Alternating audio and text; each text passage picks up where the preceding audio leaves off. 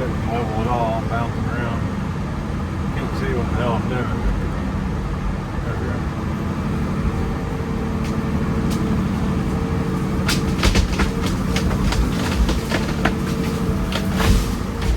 And voila.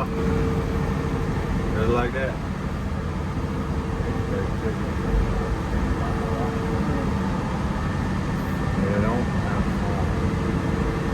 Them dirt piles in the way. It kind of makes me a little nervous. I don't want to hit that dirt pile and then roll down and hit my cab. My wonderful Caterpillar store still hasn't came and fixed my fucking crack yet. Not very happy with that.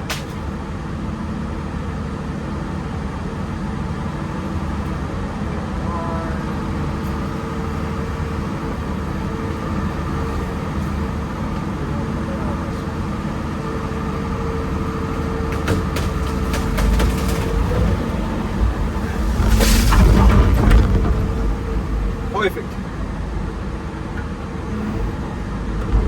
That was a little dicey. Trying not to tear up the neighbor's fence. But I got her. Pretty smooth, pretty easy. We're gonna try to get you guys some better videos this week. I just had a hell of I didn't even get time to edit that video from Friday. I made you guys a video Friday and never got around to editing it. We just had a hell of a week and couldn't get nothing accomplished. Caterpillar screwed my track up. Couldn't get the track pads on it, so now I'm running it without two track pads. They're supposed to be out. They're supposed to come fix it. Golly, I'm not setting level. It's driving me nuts. They're supposed to come fix it last week. They didn't. And so it's just it's one of them deals, you know.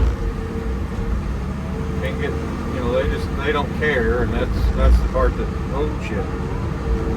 Let me shut this door before I get covered in ash. That's the part that really just kind of grinds my gears, is that they don't care. You know, they know I'm broke down. I'm having to run this machine with track pads off of it, which is not good for the machine. It's not good for the rails.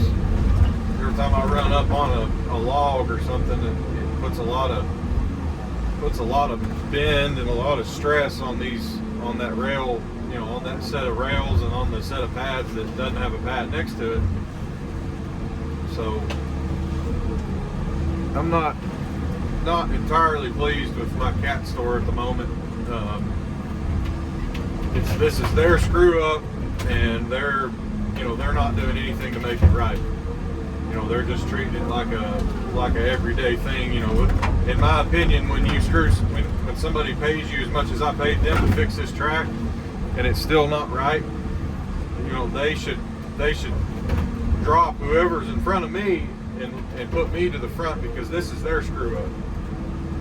They should have made me a priority over whatever else they had going on, because they screwed my track up. And maybe I'm thinking about that all wrong, but I don't think I am. When you screw something up and it's not the customer's fault, you're supposed to make it right.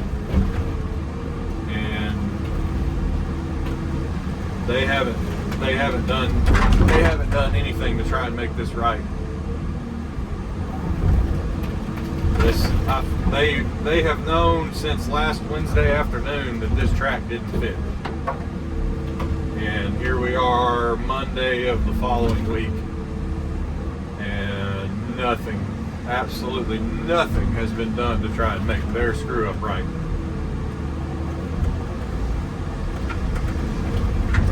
So frustrated with them at the moment. I'm not going to say anything else about it. So I don't want to sit here and whoop on a dead horse. But I don't think it's very. I just don't think that's very right. It's not a good way to take care of customers. So anyway, that's kind of why I've been absent. So like I said in the video that's supposed to be coming out today, if I can get time to edit it. Just have so much going on right now. I just haven't had time to edit anything.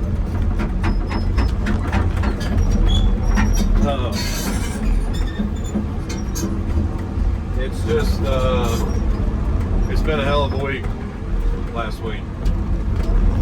350G that I was supposed to buy showed up, and it was a giant turd. The company that I hired to come down to haul it down here, they're local around here. They're ghosting me. Called.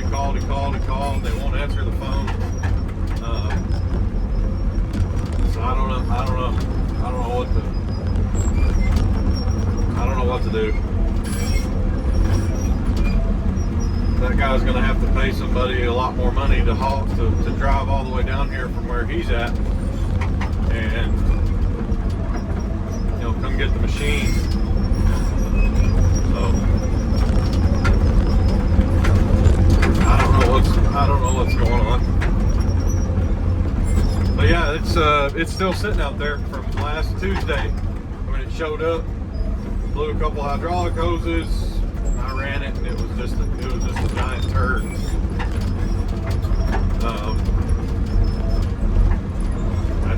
That's really all I know to say. It was a turd. I've been around them enough. They thought maybe it was just a valve in the valve body, bypassing or a relief, some relief, hitting relief pressure. But the common denominator usually when the whole machine's struggling, the tracking, usually that means that the pumps are going bad. Because it didn't have really anything going for it. The tracking was horrendously slow and pulled to one side, and the stick and boom, you couldn't hardly do anything with it. It was just slow, and it wouldn't even like. I'd stick it in the ground to try and get a dipper of dirt like this, and it'd just sit there and lug. It wouldn't even try to dig. So that pretty much told me right away that that it had a pretty serious issue. More than likely the hydraulic pumps, like I was saying. He was asking way too much money for it, for what it was. If it was feeling good and doing what it was supposed to, he was pretty close. But he just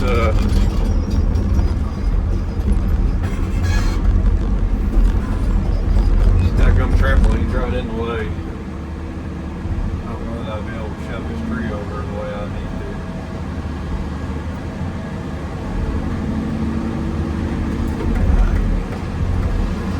to. But anyway, that's kind of where we're at. I found a couple other machines I'm kind of working deals on right now. Just have to kind of wait and see what transpires with them. They're running numbers on my D6N right now. I really don't want to push this big poplar out there in the grass, but I guess I'm gonna have to because I can't get it down. She's still, dang, how is she still attached right there? I dug all around this damn tree. That gum trampoline's right right in the way. Can't really get where I need to get. I guess there was still a couple of little roots right there. I thought I dug around it enough, but I guess I didn't.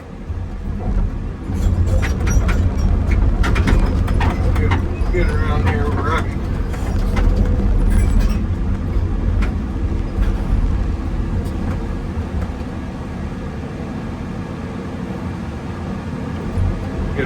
where I can get on this side. I'm just trying to keep from making a mess, more of a mess, because when you follow these trees, they make an absolute mess when they hit the ground. They just leaves go everywhere, branches go everywhere, and it just, well, I didn't really want to push it like this either.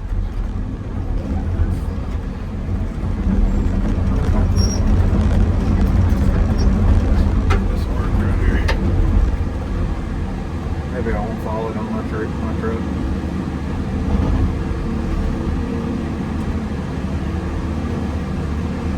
Good God.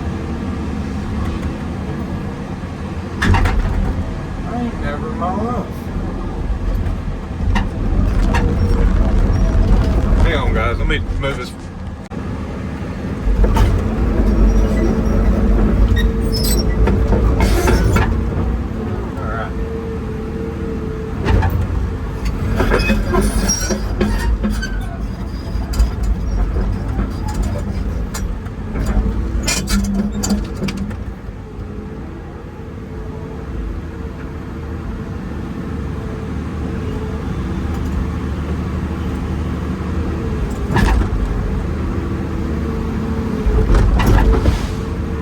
That boy was stuck in there good. Lord have mercy. Can't see nothing out of this damn windshield. I know you guys can't if I'm having a hard time seeing.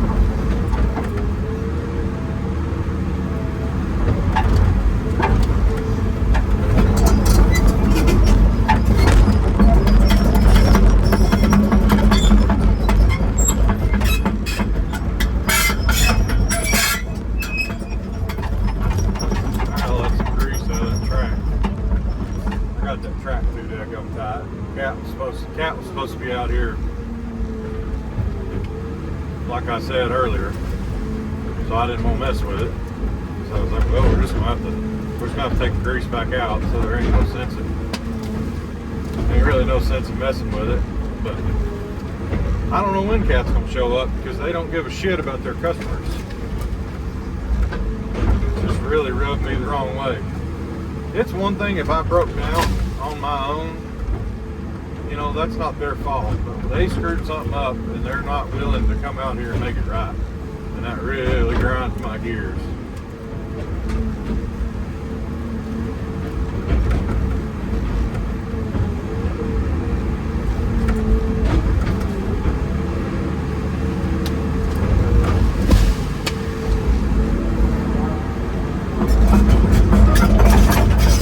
Alright guys, I'm gonna take some grease out of this track here, try to take some tension off of it, and I'll turn this camera back on when we get this fire going.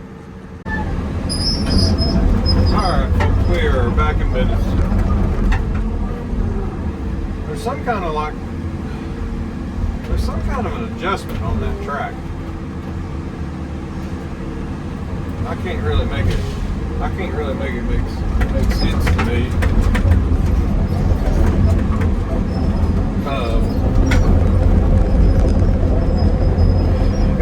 Every track I've ever messed with, the grease fitting on it is what, you know, let the pressure off of that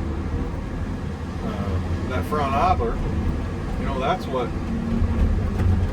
you adjusted and loosened the track, you know, tightened and loosened the track with. But there's some kind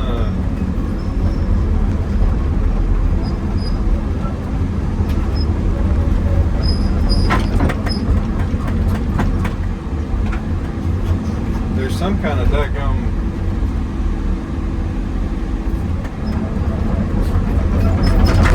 I don't know, there's some kind of plug in there that I thought it was just something to do with the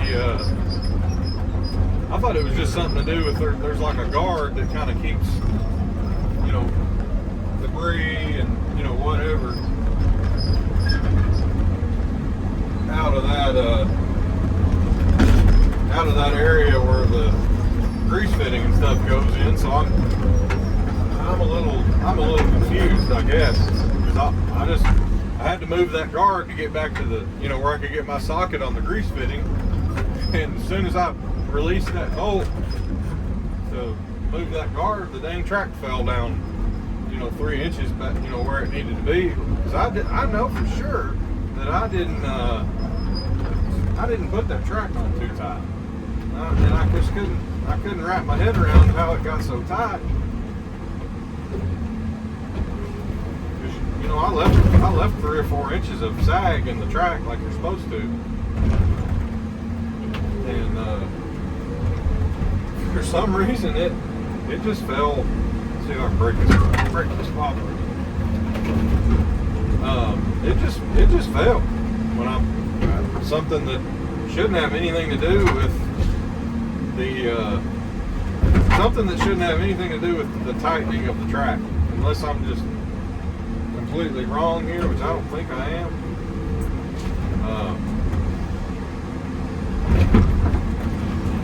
I'm a little confused on that.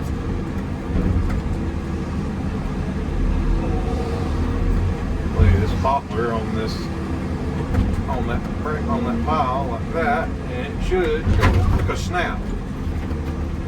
So I like poplar trees because they're soft. And then I can use my big 56,000 pound chainsaw on it.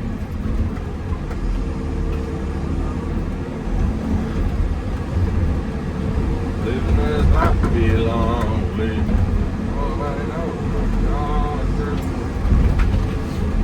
Well, I found a 250 Volvo.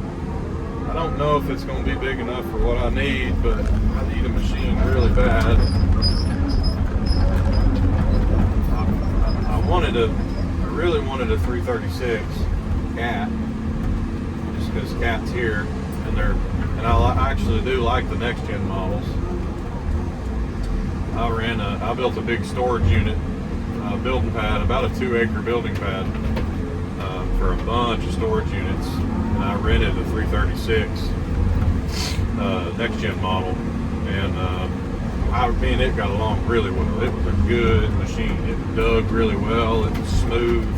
It was fast and it was smooth. It reminded me a lot of a Volvo, and that's kind of what I'm after. If I can't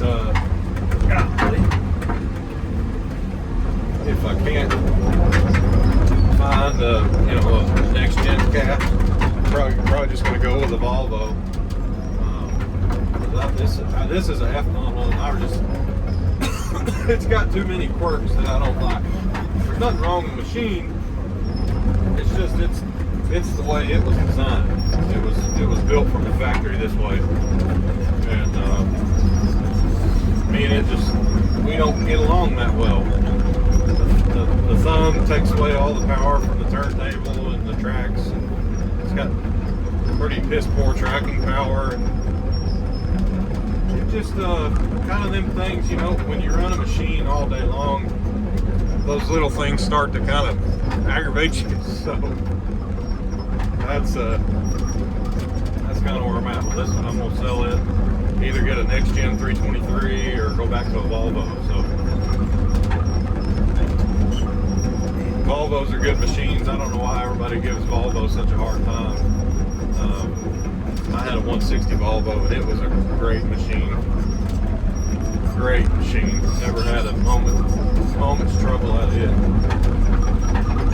But we'll see what happens. I'm really waiting to see if this big dirt job transpires to kind of justify how much money I'm gonna spend on a machine.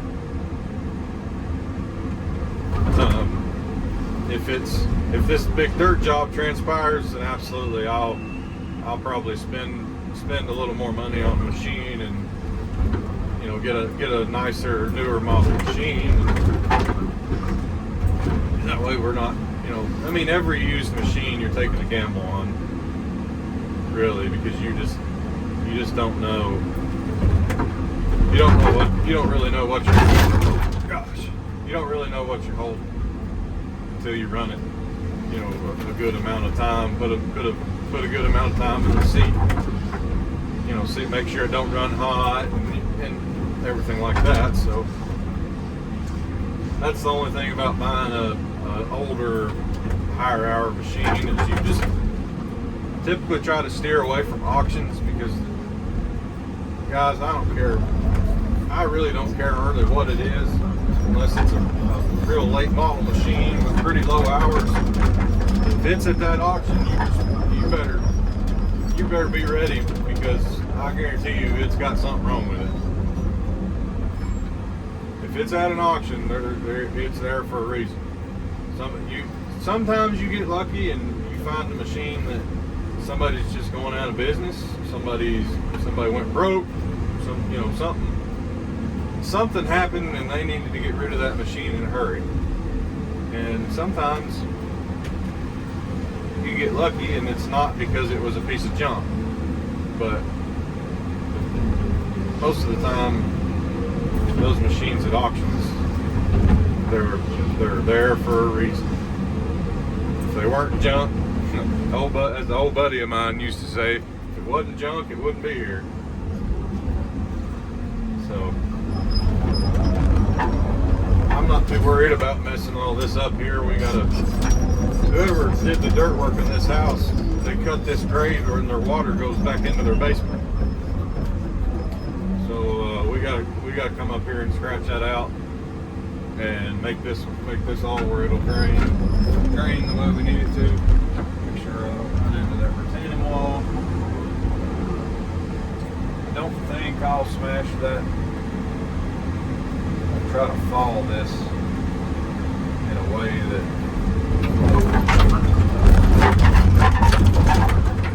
just like that. Almost hit the barn, but it pays to make sure that you're pressing your tracks the right way. I about lost that tree because I got a little turned around backwards and tried walking forward to push the tree that way, and I walked backwards. So yeah, that was almost a disaster. Very, very close to being a disaster. But luckily, I gave it just enough nudge that it didn't land on the barn. It ain't much of a barn, but it's still somebody's barn. That wouldn't have been good. It would have been really bad if you want to know the truth about it.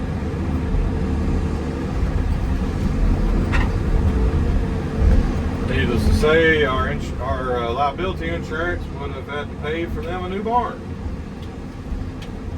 It'll make a good clickbait video title though. I know you guys just love clickbaiting video titles.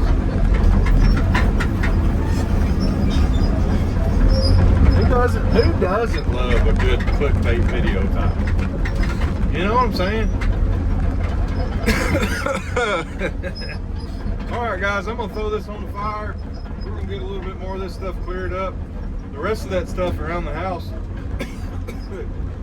there's no access to get the brush down here. So the owner wants us to pile it up there, and he's going to burn it himself. He's got a tractor. So he can hopefully his tractor's big enough where he can keep it pushed up. But I will see you guys back here in a little bit. I'm going to get this load on this fire here, and we're going to set in, clear it up there, and get all that stuff done, and try to get the heck out of here. Alrighty folks, we got everything cleared all the way up through there. Dad's cleaning up the rest of the roots and stuff. That we got that old hillside cleared. I got the fire back going, got it chunked. Here's kind of what we got. I don't know if you guys can see. Yeah, you can a little bit. We've got to dig us a little bit of a pond here for the guy we're doing this work for, he wants a place for his cows to be able to drink and do. So I dug a little test hole down here to kind of see what we were working with, and he's got plenty of groundwater, to say the least. So we're gonna try to dip this little hole out here, just so we don't have such a mess of nasty dirt. Try to get some of this water out, and we're gonna dig this wet spot out down here for him and build him just a little bit of it. Just a little baby pit pond, basically, is all we're gonna do. Somewhere for his cows and chickens and goats and whatever, to, have somewhere basically that they can come in and get them a drink. So this is all pretty nasty material here. So I'm just going to dig it out, throw it behind me. It's going to be a very, very small pond here for him, but this is kind of really all the room he's got. Oh boy, look at that water running in. I guess that's those dippers of dirt that I spread out there. It's great topsoil that's washed in here over the years. Is that? Surely that's. Yeah, I guess that is that water. I guess that's those scoops of dirt or those scoops of water that I threw out. I was getting a little concerned there. I'm like, what in the world? Where is that daggone water coming from?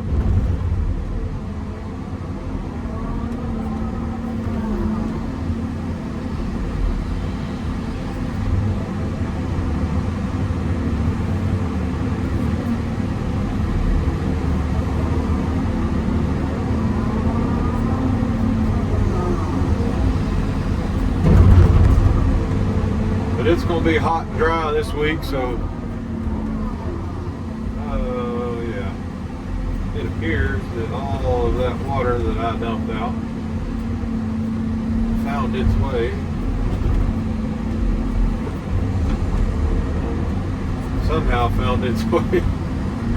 right back into the hole. So I didn't really help anything. I thought that would drain out under that fence, but I guess there's a little bit of lip there. I've got to get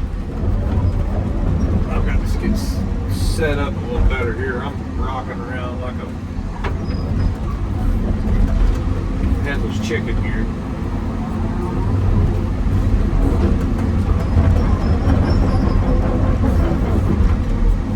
I don't know if that'll be any better, but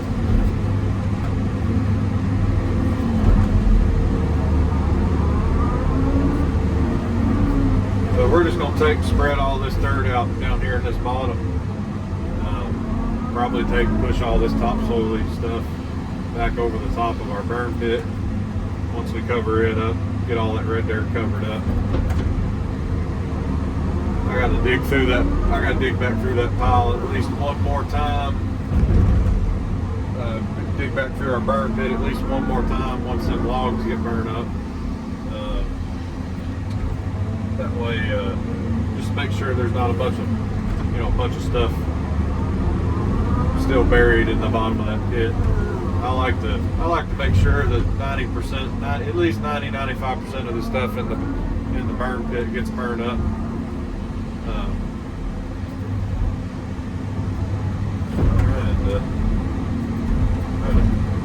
Cut in a little bit of a slope here.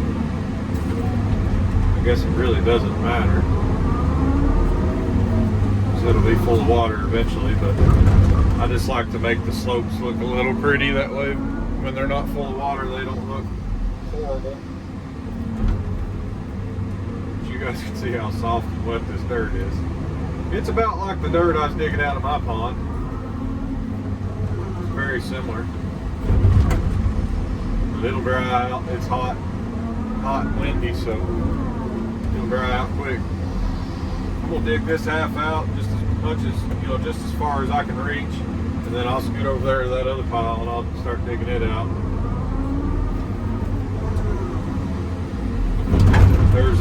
There's an old swamp, I guess, behind this fence. You can kind of see there's a pond down there, and I guess this groundwater just kind of backs up right here.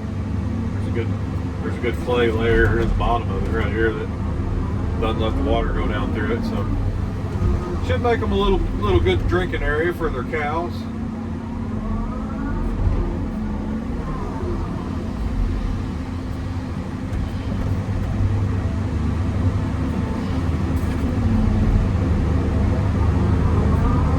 That's all he wanted, was just a little baby pit pond to get his cows something to drink. So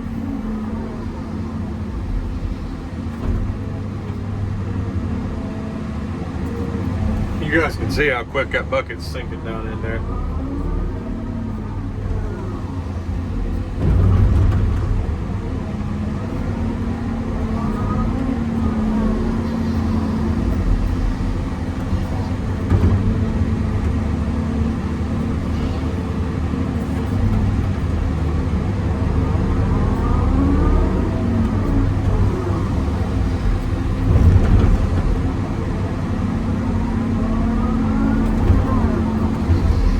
Logs out of the way.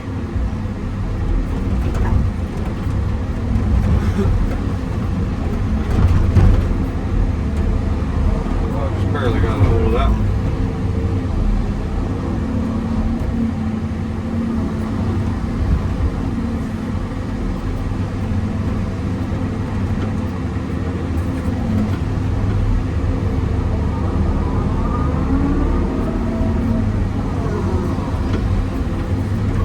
Seems like all this stays probably in the winter time for sure. All this old stuff stays pretty wet down in here. Anywhere that green looking, mossy looking grass that's right out there in front of the machine. Anywhere I see that kind of grass, usually tells me that the ground stays pretty wet. It's usually a telltale sign of a swampy area. Uh-oh. That's not good. There's that gum rock right there.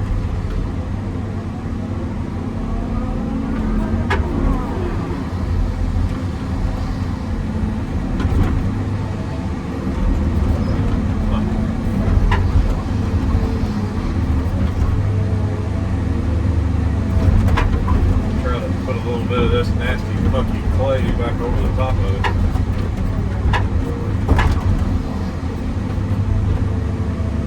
So I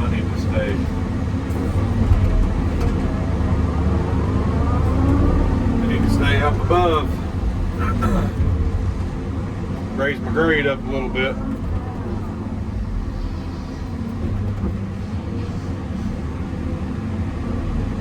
The ground's hard right there, that's odd.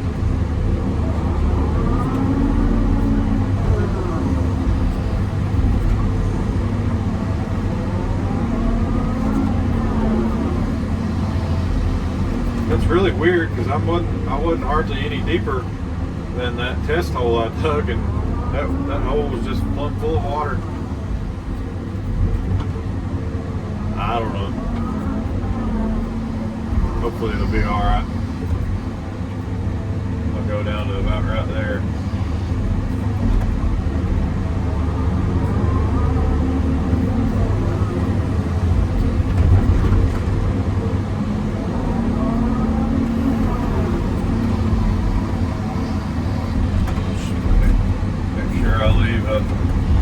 That's some nasty stuff right there. Good old mucky, wet, nasty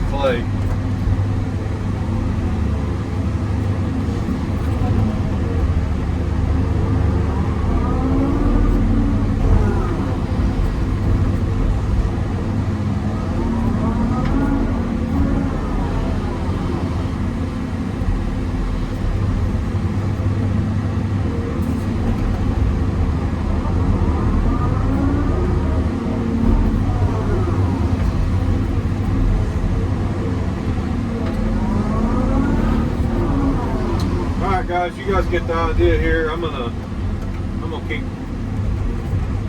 digging away at this, try to smooth it up a little bit, make it look like something, and I'll turn this camera back on, show you guys kind of the end result here when I get done.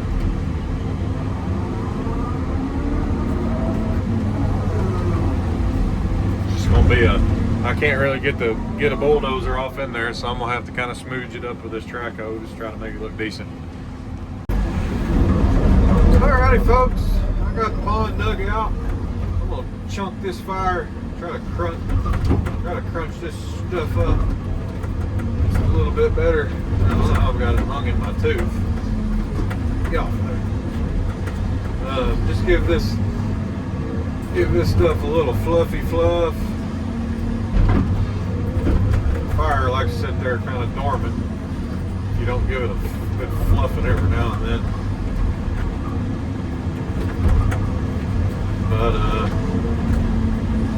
just trying to get these last few logs burned up.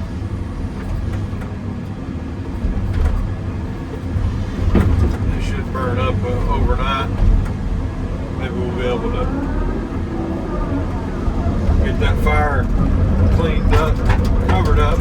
Here's this little, that's all this guy wanted. There's a spring that comes out of the ground down here somewhere in front of this hickory tree. It's very wet and very soft down in that bottom, so I couldn't get a machine off in there. But that's kind of the final result there. Just kind of smooched it up with a track hoe bucket. You can see in a lot of places there's water coming up out of the ground everywhere down in that bottom, so it ought to make him a pretty nice little pond for his cows to get in. It's just wet down in there. But I'm gonna call this a video right here, guys. The cat mechanic's coming. He's gonna try and fix my rail here where I can get these track pads put back on, and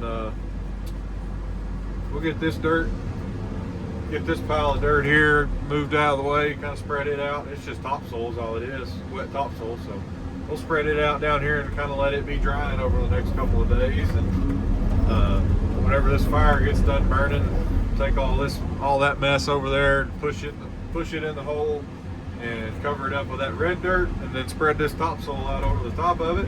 And this job should probably be a wrap unless they add more to it. So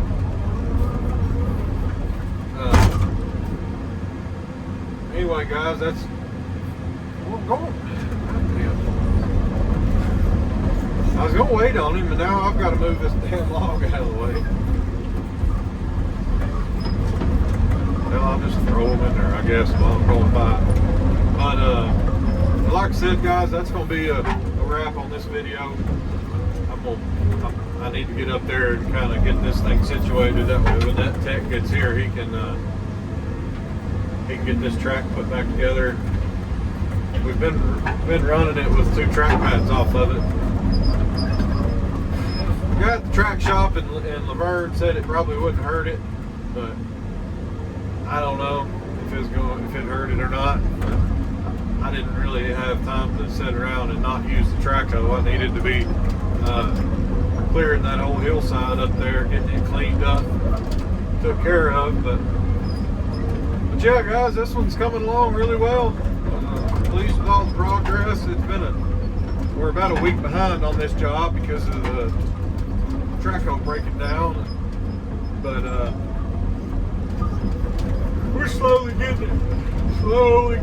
Had to torch a bolt head off the loader bucket this morning. The heads got where they fit up in the shanks, and those shanks are bolt-on that bucket, so had to torch it off and get a new bolt put in this morning. So that's why we've got the torches with us. You saw them in the back of that truck there. But anyway, I appreciate everybody watching. We'll catch you guys on the next one.